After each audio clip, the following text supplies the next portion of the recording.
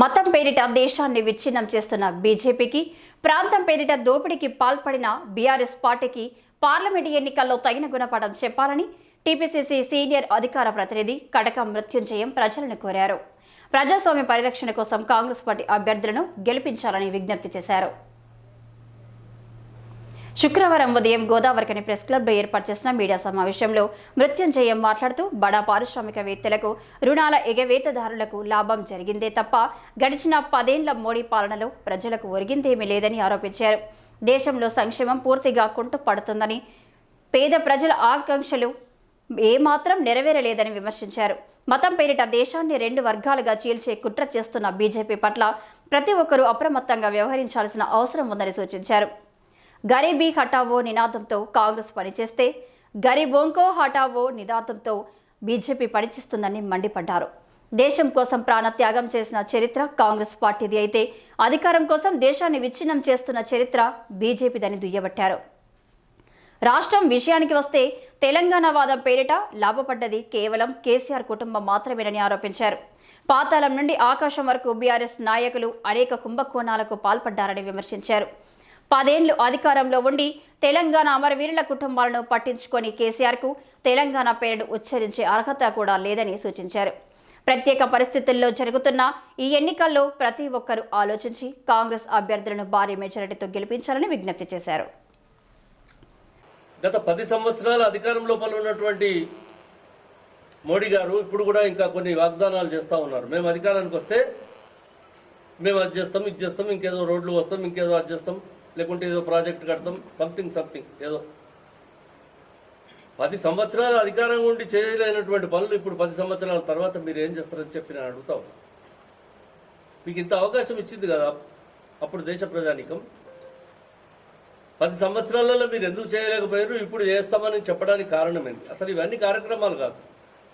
10 సంవత్సరాల మోడీ అధికారానికి వచ్చిన తర్వాత జరిగిన పరిణామం ఏంటంటే దాదాపు ఒక 20-25 మంది చాలా పెద్దలు, అంబానీలు, అదానీలకు లక్షలాది కోట్ల రూపాయల ఈ ప్రజాధనాన్ని దోపిడీ చేసిన వాళ్ళను, వాళ్ళ అప్పులు, బ్యాంకుల ద్వారా తీసుకున్నటువంటి అప్పులను మాఫ్ చేయడం జరిగింది తప్ప 1,30,000 కోట్ల పరిస్థితి పైచిలుకున్న ఉన్నటువంటి భారత ప్రజానీకానికి ఏమాత్రం మేలు చేసినటువంటి పరిస్థితి జరగలేదు. ఎంతసేపటికి అభివృద్ధి అని చెప్పి అభివృద్ధి విషయం లోపల మాట్లాడితే అభివృద్ధి జరిగింది ఎక్కడో చెప్పరు, కానీ అభివృద్ధి విషయం ఇప్పుడు అసలు సంక్షేమం పూర్తిగా ఈ దేశం లోపల కుంటుపడిందని చెప్పక తప్పదు. ఎక్కడ సంక్షేమం? పిడికడంత మందిని పోషించి పిడికడంత మంది బ్యాంకు లోపల ఉన్నటువంటి అప్పులను వాళ్ళను ఎగబెట్టించి వాళ్ళకు మాఫ్ చేయించిందే తప్ప పేద ప్రజల యొక్క ఆకాంక్షలను నెరవేర్చలేదు, పేద ప్రజల యొక్క జీవన విధానాన్ని మెరుగుపరచలేదు, పేద ప్రజల యొక్క ఉద్యోగాల పరిస్థితి, మరి వాళ్ళకు ఉన్నటువంటి బ్రతుకు తెరువు పరిస్థితికి ఏం చేయాలనేటువంటి ఆలోచన విధానం ఈ భారతీయ జనతా పార్టీకి అసలు వాళ్ళ విధానం లోపలనే లేదు. అది కాకుండా ఇవాళ ఏం మాట్లాడుతున్నారంటే ఈ దేశం లోపల ముక్కలు కావడానికి భారతీయ జనతా పార్టీ ప్రయత్నం చేస్తుందని చెప్పి నేను ఎందుకంటున్నంటే, భారతీయ జనతా పార్టీ ఇవాళ హిందూయేతర అనేటువంటి 2 వర్గాలుగా దీన్ని చీల్చాలనేటువంటి ప్రయత్నం చేస్తున్నది, కానీ చాలా తప్పు. హిందూ వర్గము, హిందూ మతము అనేది ఒకటి అసలు ప్రత్యేకంగా లేదు. హిందూ ధర్మం అనేది ఒకటి ఉన్నది తప్ప హిందూ మతం కానే కాదు. ఇవాళ ఈ భారతదేశం అంతా కూడా భారతదేశం లోపల పుట్టి పెరిగి భారతదేశంలో లోపల నివసించేటువంటి వాళ్ళందరూ కూడా హిందువులే.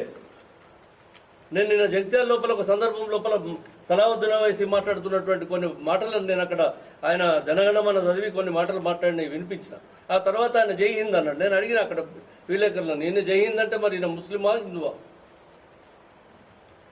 ఈ దేశం లోపల ఉన్నటువంటి ముస్లింలు కానీ, ఇసాయిలు కానీ, క్రీస్తులు కానీ, లేకపోతే సిక్కులు కానీ, ఇంకెవరైనా కానీ వాళ్ళంతా హిందువులే.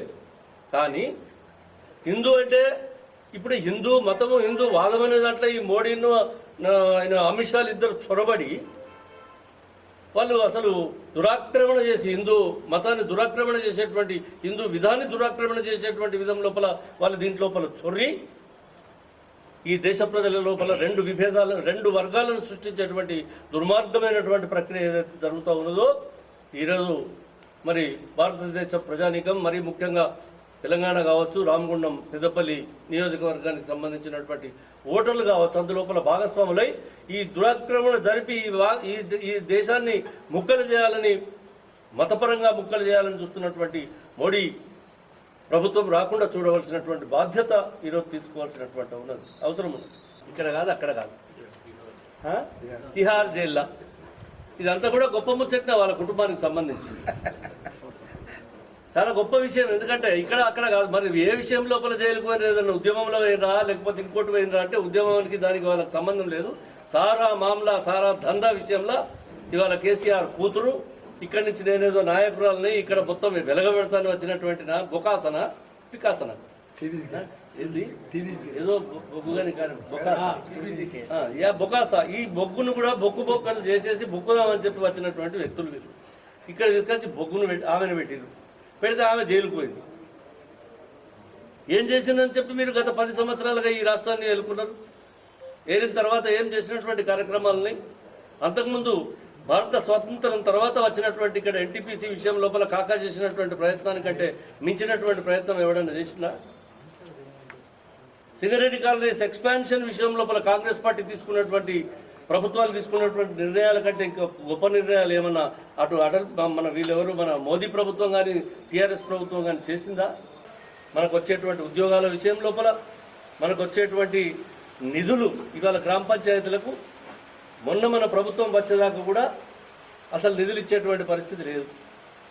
కాబట్టి ఈ ప్రకారంగా అనేకమైనటువంటి దుర్మార్గమైనటువంటి కార్యక్రమాలు చేసినటువంటి ఈ 2 ప్రభుత్వాలను, అటు మతం పేరు మీద విచ్ఛిన్నం చేసేటువంటి ప్రభుత్వాన్ని, ఇక్కడ ప్రాంతీయత పేరు మీద దోపిడీ చేసినటువంటి ఈ టీఆర్ఎస్ పార్టీని భూస్థాపితం చేయవలసిందిగా ఇక్కడ ఉన్నటువంటి పెద్దపల్లి నియోజకవర్గ ప్రతినిధులకు మాత్రమే కాకుండా డాక్టర్ వివేక్ గారు, తర్వాత మన ఇంకో వినోద్ గారు, వాళ్ళు కాకుండా ఆయన రావు విజయరమణరావు గారు, మరి అదేవిధంగా అక్కడ ప్రేమ్ సాగర్ రావు, లక్ష్మణ్ కుమార్, అందరినీ కూడా ఇవాళ గెలిపించినటువంటి విధంగా వాళ్ళందరికీ ఇచ్చినటువంటి మెజారిటీ ప్రకారంగా ఈ యొక్క యువకుడైనటువంటి గడ్డం వంశీని గెలిపించి రేపు ఈ ప్రాంతం యొక్క అభివృద్ధి విషయం లోపల పోటీ పడవలసినటువంటి అవసరం ఉన్నది. ఆయనతో అభివృద్ధి విషయం లోపల మరి మనం దేంట్లో కూడా. ఈ మీడియా సమావేశంలో కాంగ్రెస్ నాయకులు బొంతల రాజేష్, తిప్పారపు శ్రీనివాస్, పాతుపల్లి ఎల్లయ్య యాదవ్, పెద్దలి ప్రకాష్, ఇంజపురి పులేందర్, దాతు శ్రీనివాస్, బొమ్మక రాజేష్, కళ్యాణి, సింహాచలం, తాళ్లపల్లి యుగంధర్, ఆడపు రవి, హనుమ సత్యనారాయణ, నాయని ఓదెలి యాదవ్, గఫూర్ తదితరులు పాల్గొన్నారు.